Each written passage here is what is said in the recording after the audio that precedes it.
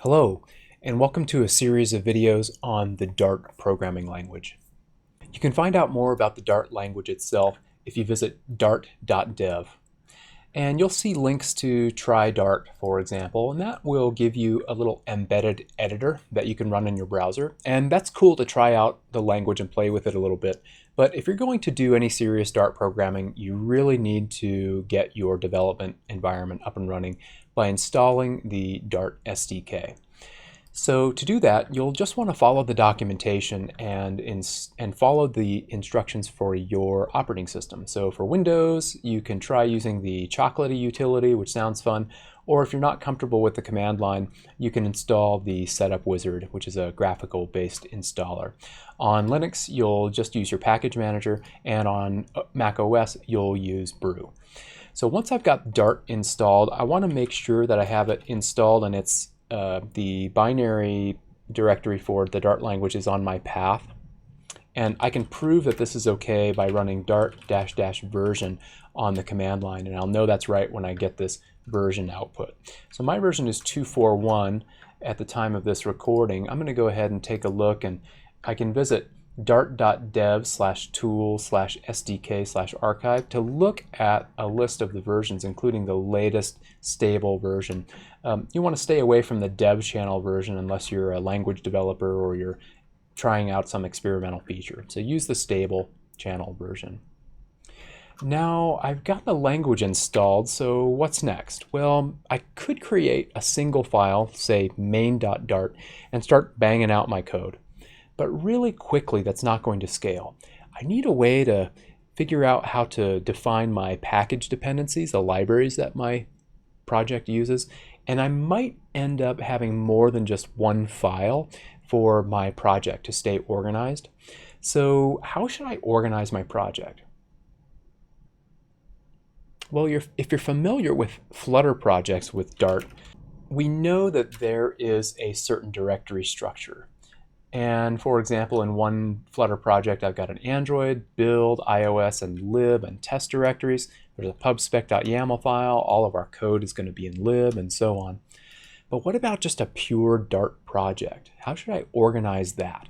Well, I don't have to do too much thinking because a convention has sort of been set forth through a tool known as Stagehand. So Stagehand is a project scaffolding generator. You can think of it as similar to the Rails command line tool or Create React app or other similar tools. So Stagehand comes with a bunch of project templates, such as a console application template that will go ahead and generate all the boilerplate for me. So all one needs to do is follow the documentation to first install the Stagehand package globally, and so you're going to use this pub global activate command. When you do this, at the end of the command, you'll want to pay attention. I already have Stagehand installed, but the very first time you install it, you may see a notice saying that you need to add the location of the Stagehand executable on your path. You'll know that's right when you can invoke Stagehand --help and you don't get an error. So make sure that it's on your path. Okay, so I've installed Stagehand. Now the next step is to create a directory for my project. Now the name of this directory is really important because Stagehand is going to infer a lot of the file names and other things from that directory. So if you name it Fluffy Rabbits or a Green Slime Mold as a joke, that's okay, but you're going to have to live with that. So if your program's really about bunnies or slime molds, that's fine. Otherwise, use a really meaningful name. So for example, I'm going to create a directory named Dart Space Adventure because that's the name of my project. I'm going to go ahead and go into that directory now, and I'm going to run the Stagehand generator. So I'll say Stagehand, and I'll just use the console full template. That's generated a bunch of files, a gitignore, a readme, some configuration in a pubspec YAML file, as well as some Dart files like bin main.dart and some extra files such as my test.